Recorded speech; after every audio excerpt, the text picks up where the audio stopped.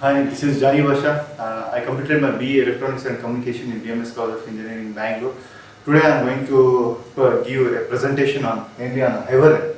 Hibernate is a powerful and powerful for ORM mapping. It is used for persistence from the Java class to the database tables. For example, we have Java class like student. For example, we take the student.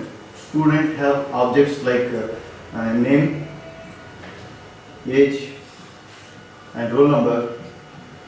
These objects can be mapped into the database tables. Like in the database we represent data into the tables, like in the name, age, roll number.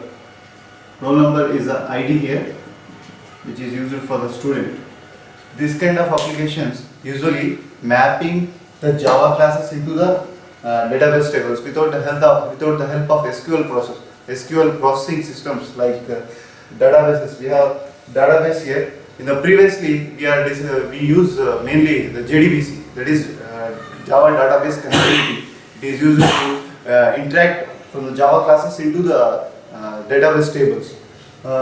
Why do we need this JDBC? In the earlier applications, we use mainly this JDBC. JDBC is, what is JDBC? JDBC stands for Java Database Connectivity. For accessing the Java classes into the database tables, it provides a set of Java APIs for accessing the Java statements and manages the Java component statement here. After that, what are the advantages? JDBC has both advantages and disadvantages. Because of the disadvantages only, we developed the persistence framework, that is ORM framework, nothing but Hibernate here. Main advantages of JDBC is clean and simple SQL processing, good performance with large data, and very good for small applications. Whenever simple syntax and so easy to learn. It also has both disadvantages also. Disadvantages of JDBC is complex when you are dealing with the large objects, large projects, and large programming ahead. So, and no encapsulation is done in JDBC, and it is very hard to implement the MVC concept, and also the query is DBMS specific. So these disadvantages of JDBC led to the development of new persistence framework, that is ORM framework, nothing but a Hibernate. Why do we need this ORM mapping? ORM mapping, when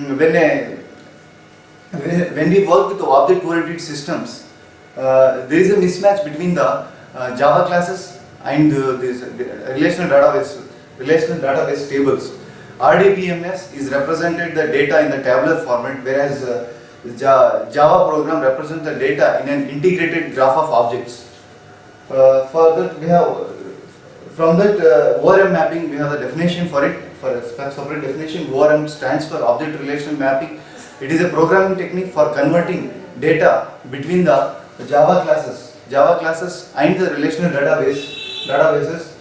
The main advantages of ORM mapping over JDBC is it lets business code access the objects rather than the database, and also hides the details of SQL queries from an object-oriented logic.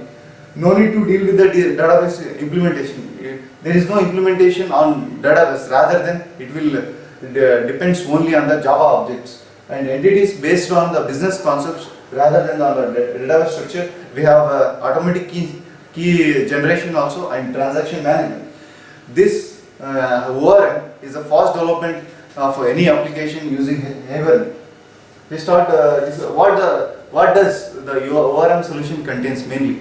ORM solution contains an API, that is Application Programming Interface, to perform basic CRUD operation. Basic CRUD operation is nothing but create an database table, read an database table, and update any existing database, and lastly delete. If you want to delete a database, then we used to perform this ORM solution. ORM solution contains mainly the API to perform CRUD operations on objects, mainly on objects of persistent class. In API, to specify queries that refers to the classes, and properties of classes, and also it has a configurable facility for mapping metadata. And the last one is this technique to interact with the transactional objects to perform dirty checking and lazy association fetching and also other optimization functions. And this figure shows the Hibernate architecture. Dirty checking. Dirty checking is about whenever we have two classes, parent class and child class. First, it will check which is the first one. That is, parent class is first loads the parent class. If you have any errors, in the parent class, that will automatically checks the parent class. After that, it will goes to the child class. We can implement in the inheritance concept in Java. Now you got the answer, I think. Hibernate architecture. The Hibernate is this figure shows the architecture of Hibernate. This is a layered. This Hibernate structure is a layer to keep you isolated from having to know the underlying APIs. This Hibernate deals with the database as well as the Java application, that is main Java program. This will persist. Persist is nothing but a save the object in the database with the using of Hibernate application. We have two concepts in the Hibernate. First one is Hibernate properties and next one is XML mapping. Hibernate properties contains mainly the how the Java program connects to the JDB, connects to the database tables, and XML mapping is about the class level mapping. Class level mapping, like which class we need to map from the Java class to the database table.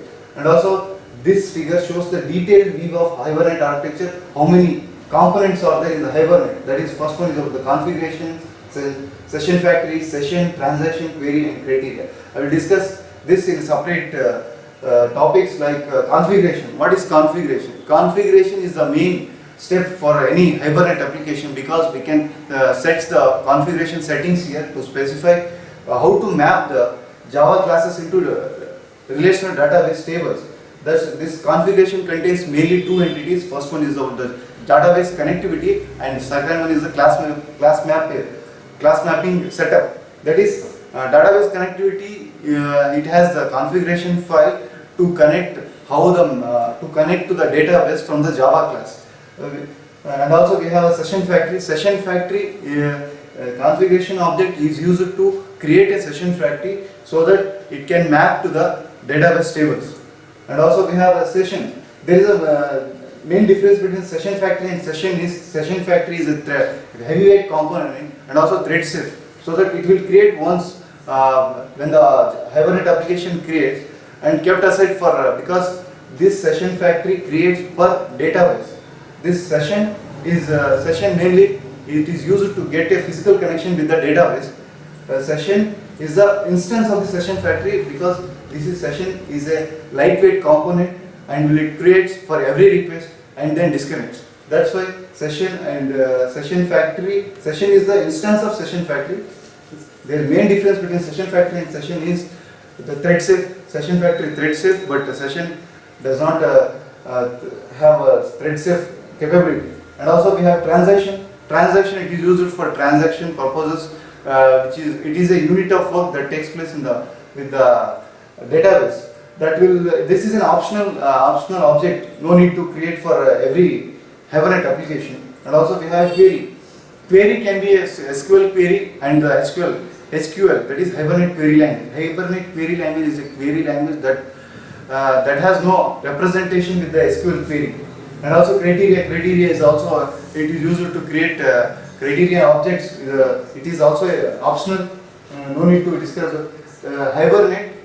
Hibernate works with the existing APIs like JTA, Java Transaction API and JDBC, because even though we are not using the proper way of JDBC here, but we need to add jars, necessary jars, so that we can connect to the database with the help of Hibernate. And also JNDE, Java name and directory interface.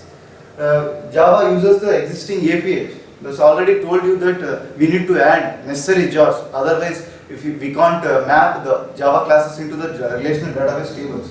And we have I already discussed in the Hibernate that is configuration files. Mainly we have two configuration files. First one is about the Hibernate properties. It contains mainly Hibernate properties. In the Hibernate properties, we have mainly 7 properties are there. First, the Hibernate dialect. Hibernate dialect is used to how the SQL processing takes place in the database with the help of Java class. And also second one is about how to write this property in the Hibernate properties configuration file with the use of hibernate.cfg.xml. We can write like this: hibernate.mapping. In that we have a property, we have session factory also. In the property name, which is the name of the property, that is hibernate.dialect. In the description part, we have org.hibernate.dialect and MySQL. We are using here MySQL database. So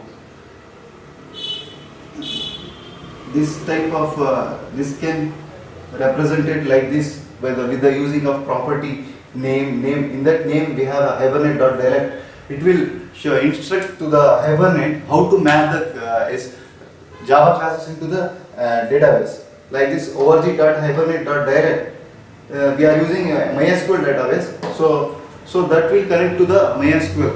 And also like this we can map in the configuration files. And also second one is the hibernate.connection.driver class. This will add the driver class, which driver we are using here. If you are using a JDBC ODBC driver, we can connect like this. And also the same configuration will take place like property name hibernate.connection.driver class. Which are the driver class you are using? ODBC, JDBC, ODBC, and it will close the property. And next one is about the hibernate.connection.url. This URL will shows in which URL we are getting this database tables from the Java classes. And also we have hibernate.username, which username you are using for a relational database. For example, you are using Oracle database, that username, if you provide the root here, you can just add the root here, property name hibernate.connection.username root property close.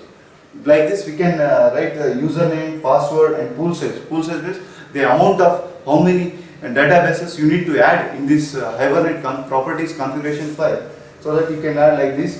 And we have a Hibernate session. Hibernate session is used to get a physical connection with the database. Get a physical connection. It has mainly the 3 instances. First is about the transient, which if you don't want to be persistent, then we are using the transient entity here, transient instance for Hibernate sessions. And also there is no representation on the database tables. And also we have second one, persistent. Persistent, if you are using previously the transient entity, no need for the persistent. If you want to persistent the previously employed transient it's an instance of session, so we are using the persistent and detached. After closing the entire application of the Hibernate, we are using this detached because we need to restoring the object, Hibernate session object here. And also what we need to have the Hibernate persistent class. Hibernate persistent class have many rules, because Hibernate is an ORM service that stores and retrieves an object from the Java classes to the relational database. So we need to have a Hibernate persistent class. That is, we have plain old Java objects. For plain old Java objects, we have some rules. For that, we need to have a default constructor and constructor with parameters, and also we have setters and getter methods, so that from we can add objects to that, like setter and getter methods defined in Java instance. And the central feature of Hibernate proxies depend on the persistence class being either non-finite. All classes that do not extend or implement some specialized class and interfaces required by the EJB framework. This is the persistence main rules for having to know the persistence class, and also the Hibernate mapping files. We are also creating this Hibernate configuration for properties for JDBC connection and all. and also we need to have this Hibernate mapping file. The Hibernate mapping files is saved in the class name .hdm.xml file. That is, this is also a configuration file, mapping file, which instruct Hibernate how to map the defined class to the relational database tables. This is the syntax of mapping the Hibernate configuration mapping files, like class name, which is a class name, like employee. We are having employee.hdm.xml, which is a table for database table, like we have employee. If you are using the table name in the database, that is employee, we need to add class name and table name as like this, and also it will generate automatic key generation, because we need to have ID for any Java classes, for unique ID, that is primary key. Usually ID name is ID type int, because int is the type of ID, because the number we are using for ID, and also the column. The column of the database table is also a ID. This way we can configure the Hibernate mapping files in the configuration file with the syntax like Hibernate mapping and ID, class name and all. After that, what are the main steps for creating and creating the Hibernate file, and compilation and execution also. For that, first we need to create a Hibernate.configuration file, Hibernate.cfg.xml file. After that, we need to create a Hibernate mapping file, second one, that is Hibernate. If we are using the plain old Java object, Hibernate persistent class as employee, for example, for that we need to create Hibernate.hdm.xml mapping file, that is configuration file. We need to create a Hibernate persistent class, that is employee. We are using employee here, employee Java source file. And also the main application class is created here for manage.java source file. After that, we need to compile this main application. If we are using this main manage employee class, that we need to compile here and executes the program and get the output in the database. If you are using database like Oracle, you will get an output in the database. After that, we have main features of Hibernate, that is association mappings. If you want to get more number of classes, if you want to get more number of classes or details of the student, if you are using, for example, I am using student class here. Student, we have a lot of students in the class. For example, in a class, we have more than 60 to 70 students are there. We need to get all the data in the relational database. For that, we need to have association mappings. We have 4 types of association mapping. First one is many to one, one to many, and one to one, and many to many. One to many, what happens is where one object is associated with the other object. For example, a student has the address. Student has 4 entities, mainly the age, ID, and roll number, and the address.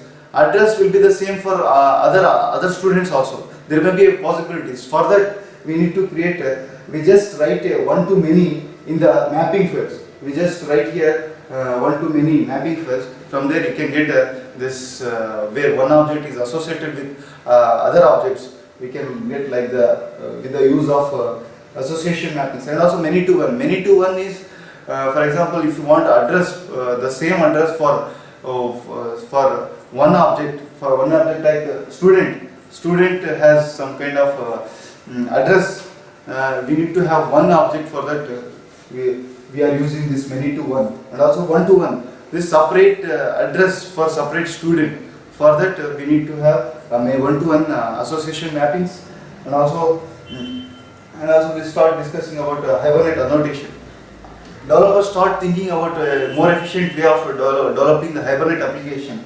After that, what they are thinking about this annotation part. Hibernate annotation is the newest way of designing the Hibernate application without the use of XML configuration file. For that, we need to delete this Hibernate this one. This is the class name .htm.xml mapping file. We can delete this mapping file, and we can add as many as annotations in the plain old Java object, that is employee.java object. We have like required. There are many annotations are there in the Hibernate applications. And also lastly, this Hibernate query language. We don't need to use this SQL statements every time in the Hibernate. We already discussed about without the use of SQL processing, we just write in queries here. For that, we have a Hibernate query language. Hibernate, it is an object-oriented query language similar to SQL, but instead of operating on tables and One source calls. file, how many mapping files are needed? For One source file.